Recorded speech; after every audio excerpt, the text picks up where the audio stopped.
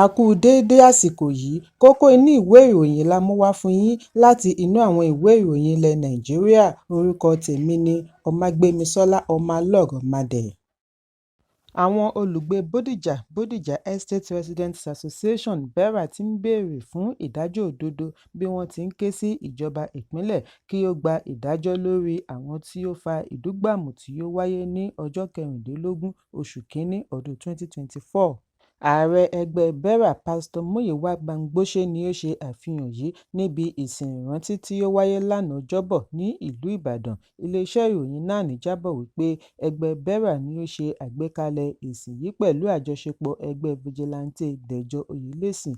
Gbàngbòṣe ní wọ́n fẹ́ kí gbogbo àwọn tí ó lọ́wọ́ nínú ìjàmbá yìí fi ojú winá òfin kí wọ́n sì ṣe àfihàn rẹ̀ fáráyé rí kí ó sì lè jẹ́ ẹ̀kọ́ fún àwọn mìíràn tí ó bá fẹ́ gbé irúfẹ́ ìgbésẹ̀ bẹ́ẹ̀. Wọ́n ṣe ìrántí ipò tí àwọn tí ìjàmbá yìí nípa lára wà báyìí.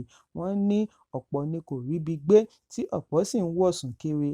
Àwọn mìíràn a máa wo orí ilẹ̀ wọn láì ní ìgbàgbọ́ bóyá àwọn ṣì lè nílé lórí bí wọ́n ti ń rò ó lọ́kàn kí ìjọba tètè ṣe ìrànlọ́wọ́ tí wọ́n bá ní fún wọn nítorí ìrètí pípẹ́ a máa mú ọkàn ṣáko lọ.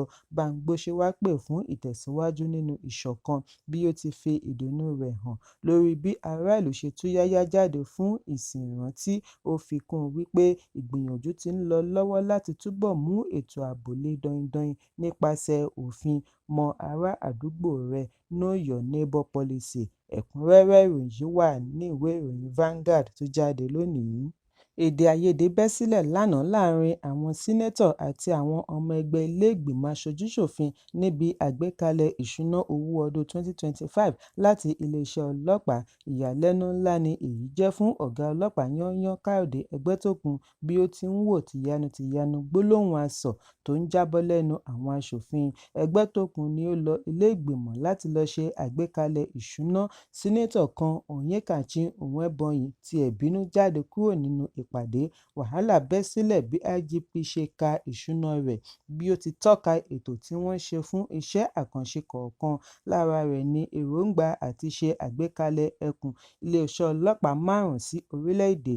Lẹ́yìn èyí ni aṣòfin kan láti ilé-ìgbìmọ̀ aṣojú-ṣòfin Honorable Mark Ezzet bẹ̀rẹ̀ sí tako iye owó tí ọ̀gá ọlọ́pàá gbé lé iṣẹ́ àkànṣe kọ̀ọ̀kan. Ó ní iye tí IGP dárúkọ yàtọ̀ sí ẹ̀dà tí wọ́n pín fún ọmọ ilé-ìgbìmọ̀. Bákan náà ni Sínátọ̀ Onwebonyin láti ẹgbẹ́ òṣèlú APC náà darapọ̀ mọ́ bí ó ti yarí wípé IGP gbọ́dọ̀ pín ẹ̀dà ìwé tí ó ń kà síta fún gbogbo ilé-ìgbìmọ̀ kí àwọn lè rí àrídájú wípé ìwé-ẹ̀rí kan náà ni àwọn fi ń ṣiṣẹ́ papọ̀. Àwọn wá láti wá sin orílẹ̀-èdè ni, ọmọ orílẹ̀-èdè sì gbọ́dọ̀ rí wọn gẹ́gẹ́ bí ẹni mọ iṣẹ́ rẹ̀ níṣẹ́. Ṣùgbọ́n alága láti ilé-ìgbìmọ̀ Honorable Abubakar Malki-Yaleman kò gba àbá tí Onwebonyin dá. Bí IGP ṣe tẹ̀síwájú àti máa ka ìwé rẹ̀ lọ ni Onwebonyin bínú jáde. Bí ó ti ń lọ ló ń pariwo wípé gbogbo wa la ní orílẹ̀-èdè. Bẹ́ẹ̀ làwọn mìíràn dá lóhùn wípé kí ó máa lọ bí ó bá fẹ́ lọ. Lẹ́yìn tí awuyewuye yìí rọlẹ̀ ni IGP tẹ̀síwájú pẹ̀lú ìwé kíkà rẹ̀ bí ó ti kọ̀rọ̀ ojú sí àìtó owó ọlọ́dọọdún tí wọ́n fún iléeṣẹ́ ọlọ́pàá nítorí èyí kò tó láti gbógun ti ìwà ọ̀daràn. Ó wá rọ ilé-ìgbìmọ̀ kí wọ́n yọ iléeṣẹ́ ọlọ́pàá kúrò nínú envelope system. Bákan náà ni ó gbóríyìn fún Ààrẹ Bọ́lá Tinubu fún bí ó ti bu ọwọ́ lu àlékún àwọn tí wọ́n ń gbà síṣẹ́ lọ́dún kúrò ní 10,000 sí 30. Ó ní àwọn ní ìrètí wípé èyí yóò fún wọn ní àǹfààní àti lè túbọ̀ ṣiṣẹ́ wọn bí iṣẹ́. Ẹ̀kúnrẹ́rẹ́ ìròyìn yìí wà ní ìwé ìròyìn Nigerian Tribune tó jáde lónìí. Rògbòdìyàn àárín ẹgbẹ́ òṣèlú People's Democratic Party (PDP) gbọ̀nà àrà yọ lánàá bí àwọn ọlọ́pàá ṣe gba olú iléeṣẹ́ ẹgbẹ́ tí ó wà ní ojúnà Aba ní ìlú Port Harcourt. Ìgbésẹ̀ ọlọ́pàá yìí wáyé lẹ́yìn ẹ̀sùn Aaron Chukwuemeka tó tó ń darí ikọ̀ alátìlẹyìn mínísítà fún agbègbè ilé ìjọba Nyesom Wike àti Robinson Ewon tó ń darí ikọ̀ tó ń ṣàtìlẹ́yìn fún gómìnà ìpínlẹ̀ Rivers Siminalayi Fubara. Ọjọ́ Ajé, ọjọ́ 13 oṣù Kínní ọdún 2024 ní ilé-ẹjọ́ gíga gbé ìdájọ́ kalẹ̀ láti ẹnu adájọ́ Stephen Jumbo lórí ẹ̀sùn tí Edwin Nwoko àti àwọn mẹ́ta mìíràn pè bí ilé-ẹjọ́ ti ṣe ìdáwọ́kọ̀ fún Chukwuemeka àti àwọn yòókù rẹ̀ kí wọ́n yéé pe ara wọn ní ọmọ ẹgbẹ́ òṣèlú PDP ní ìpínlẹ̀.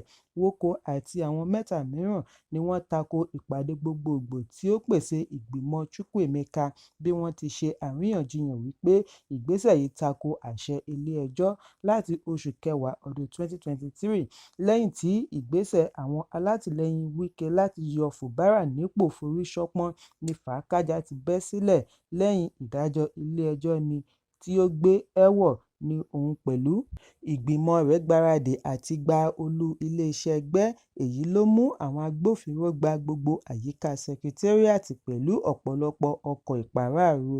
Ẹ̀kúnrẹ́rẹ́ ìròyìn yìí wà ní ìwé ìròyìn Punch tó jáde lónìí.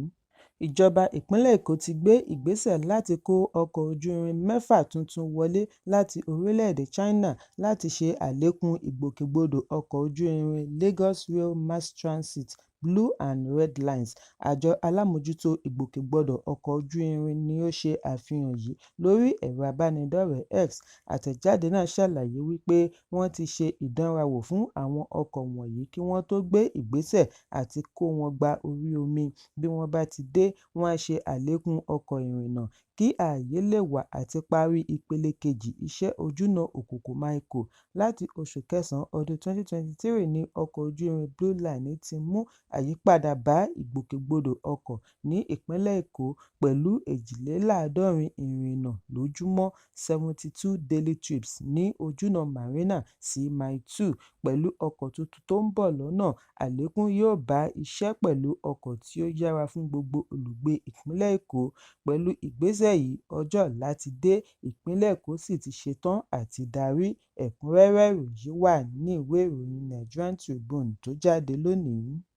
Ìjọba ìpínlẹ̀ Rivers ti kéde ikú ènìyàn 9 tí wọ́n fura wípé ó jẹyọ látara àjàkálẹ̀ àrùn onígbá méjì kọ́lẹ́rà ní ìjọba ìbílẹ̀ Andoni àti Àkúkú-Toro ní ìpínlẹ̀. Kọmíṣánná fún ìlera Ada Ọ̀rẹ̀ ni ó fìdí ìṣẹ̀lẹ̀ yìí múlẹ̀ lánàá ní ìlú Port Harcourt. Ó ní ikú 3 wáyé ní Andoni nígbà tí ó ṣe àkọọ́lẹ̀ 6 ní Àkúkú-Toro pẹ̀lú ẹ̀sùn 41 tí wọ́n ń ṣàmójútó rẹ̀ lọ́wọ́ ní agbègbè méjèèjì. Ọ̀rẹ́ ní àwọn ti rọ aráàlú kí wọ́n má jáyà nítorí ìjọba ìpínlẹ̀ ti gbé ìgbésẹ̀ láti dẹ́kun àjàkálẹ̀ àrùn. Ó ní àwọn òṣìṣẹ́ ti ń ṣe àyẹ̀wò láti mọ̀ bóyá àrùn onígbá méjì ni ó fa ikú àwọn tí ó di olóògbé nítorí àpẹẹrẹ rẹ̀ jọ ti àrùn onígbá méjì. Ẹ̀kúnrẹ́rẹ́ ìròyìn yìí wà ní ìwé ìròyìn Premium Times tó jáde lónìí.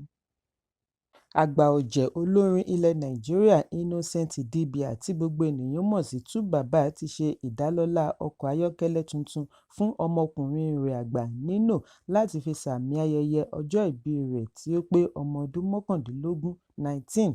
Nínú àfihàn fídíò tí ó gba gbogbo orí ẹ̀rọ ayélujára ni ó ṣe àfihàn bí 2Baba ṣe ń jọ̀wọ́ kọ́kọ́rọ́ ọkọ̀ ọ̀hún fún ọmọ rẹ̀ tí ìyẹn náà sì gbà á tìyanu-tìyanu. Nino jẹ́ àkọ́bí ọmọkùnrin 2Baba tí Sùnḿbọ̀ Adéoyè bí fún un ní ọjọ́ 15 oṣù Kínní ọdún 2006. Àwọn méjèèjì bí ọmọkùnrin mìíràn fúnra wọn kí wọ́n tó pínyà. Lẹ́yìn èyí ni Sùnḿbọ̀ ṣe ìgbéyàwó pẹ̀lú David Adéoyè, olùdásílẹ̀ ilé ìjọsìn Royalty Christian Center. 2Baba tí ó fẹ́ òṣèrébìnrin Annie Idibia bí ọmọbìnrin 2 papọ̀ pẹ̀lú rẹ̀, Isabella àti Olivia.